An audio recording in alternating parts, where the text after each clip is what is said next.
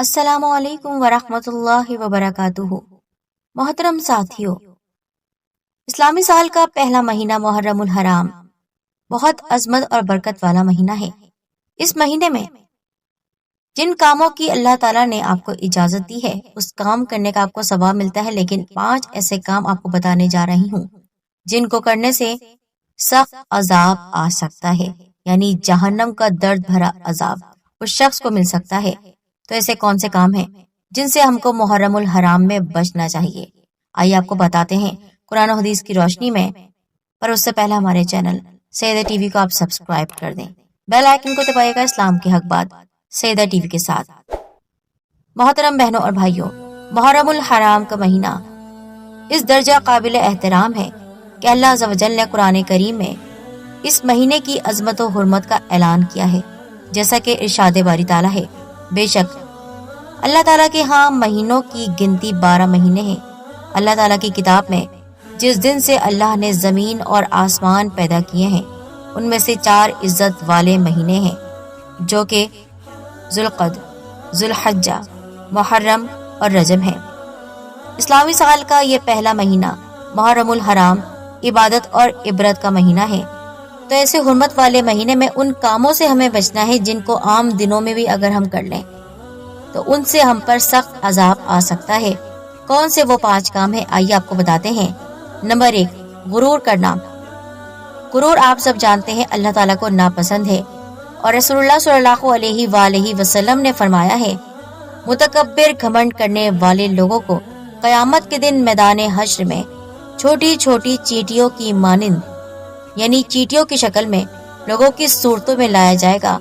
انہیں ہر جگہ ذلت ڈھانپے رہے گی، پھر وہ جہنم کے ایک ایسے قید خانے کی طرف لے کر جائے جائیں گے جس کا نام بولس ہے، اور اس میں انہیں بھڑکتی ہوئی آگ ابالے گی۔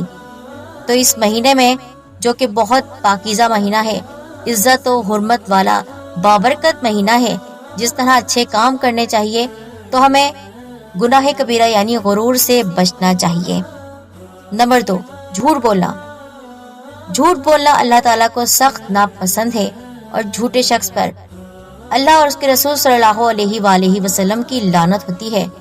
محرم الحرام ایسا بابرکت مہینہ ہے کہ جس میں ہمیں سچ بولنے کی ترغیب دی گئی ہے، اور کہا گیا ہے زیادہ سے زیادہ آپ سچ بولیں، لیکن جھوٹے انسان کے لیے فرمان مصطفیٰ صلی اللہ علیہ وآلہ وسلم ہے، جھوٹ سے بچو، کیونکہ جھوٹ گناہ کی طرف لے جاتا ہے اور گناہ جہنم کی طرف لے جاتا ہے۔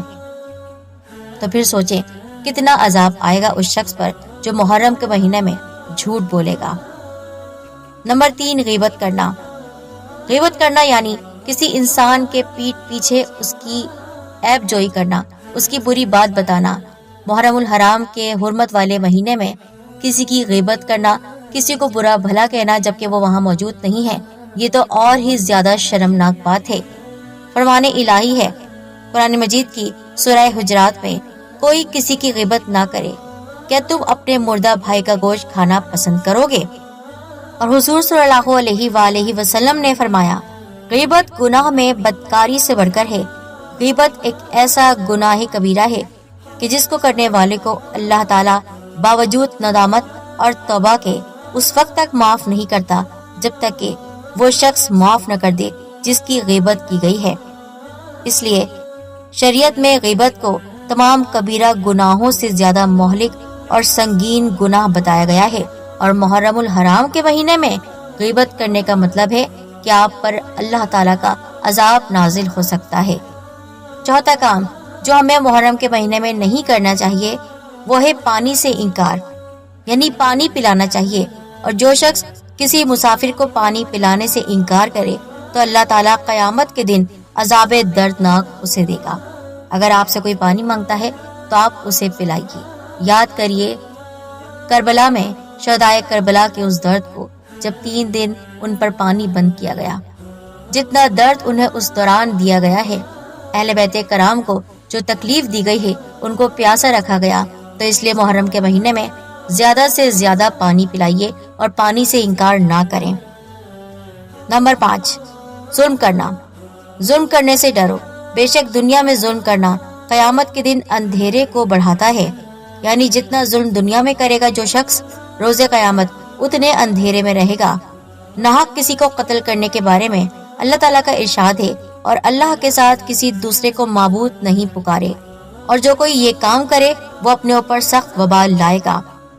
دوسروں کی عزتوں کی حفاظت کرنا، چونکہ جان و مال کے ساتھ ساتھ عزت کی بھی حرمت ہے، اس لیے دوسروں کا احترام کرنا، تانوں سے پرہیز کرنا، غیبت، چگلی، بدگمانی سے بچنا بھی اسی چیز میں آتا ہے۔ دوسروں کی عزتوں سے کھیلنے والے کا انجام دنیا میں بھی برا ہوتا ہے اور آخرت میں بھی دردناک ہوتا ہے۔ تو محرم الحرام کے اس بابرکت مہینے میں، جو کہ حرمت والا مہینہ ہے، عزت والا مہینہ ہے، اس میں تو ویسے ہی جہاد کے لیے بھی منع ہو جاتا، قتل کے لیے بھی منع ہو جاتا کہ یہ مہینہ ایسا ہے کہ جس میں لڑائی نہیں کی جاتی۔ اور یہی نہیں بلکہ کہا جاتا ہے جو ایمان والے مردوں اور عورتوں کو بغیر کچھ کیے ستاتے ہیں تو انہوں نے بہتان اور کھلے گناہ کا بوجھ اٹھا لیا ہے۔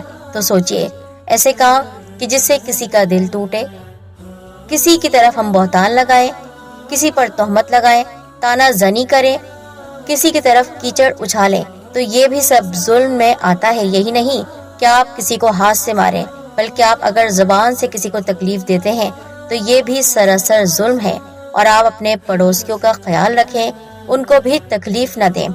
آس پاس کے لوگوں کا آپ نے بہت دھیان رکھنا ہے۔ حرمت والے مہینوں کی یہ خاص بات ہوتی ہے کہ ان مہینوں میں اگر آپ ایک نیکی کرتے ہیں تو اس کا ثواب آپ کو کئی گنا زیادہ ملتا ہے، لیکن اگر آپ گناہ کرتے ہیں تو اس کی بھی آپ سے پوچھ گچھ ہوگی۔ اس لیے آپ کو کسی پر ظلم نہیں کرنا، ناحق کسی کو تکلیف نہیں دینی، ایذا نہیں پہنچانی، کسی پر تانا زنی نہیں کرنی، بلکہ اپنے حسن اخلاق سے سب کے دل کو جیتنا ہے۔ کیونکہ حدیث مبارک میں ہے، تم لوگوں کو اپنے شر سے محفوظ رکھو، یہ ایک صدقہ ہے، اور تم اپنے نفس پر یہ صدقہ کرتے ہو۔ یعنی سوچئے، کسی کو آسانی دینا، کسی کو اپنے شر سے، اپنی زبان کے شر سے، تکلیف سے بچانا بھی ایک صدقہ ہے۔ رسول اللہ صلی اللہ علیہ وآلہ وسلم سے جب صحابہ کرام نے سوال کیا تو آپ نے فرمایا کہ تم جانتے ہو کہ مسلمان کون ہے؟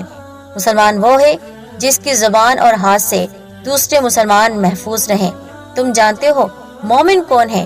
مومن وہ ہے جس سے ایمان والے اپنی جانیں اور اپنے مال محفوظ سمجھیں۔ تو محرم الحرام کے اس بابرکت مہینے میں کوشش کریں کہ نیکیوں کے کام زیادہ کریں اور ایسے کاموں سے بچیں کہ جن سے آپ کی پکڑ ہو سکتی ہے، عذاب میں آپ مبتلا ہو سکتے ہیں۔ اس لیے ایسے کام عام دنوں میں بھی نہ کریں، لیکن اس مہینے میں خاص طور پر ایسے کاموں سے آپ بچیں، ورنہ وہ انسان ذلیل و رسوا ہوگا جو شخص ان کاموں کو فخر سے کرے گا۔ اللہ تعالی ہمیں توفیق دے کہ ہم محرم الحرام کے عظیم الشان مہینے میں زیادہ سے زیادہ نیکیاں کمائیں، اللہ تعالیٰ کی رضا کو حاصل کریں اور دوسروں کے دلوں کو جیتیں، کسی کا دل توڑے نہیں، اور اچھے کام کرنے کے اللہ پاک ہمیں توفیق عطا فرمائے۔ آمین ثم آمین۔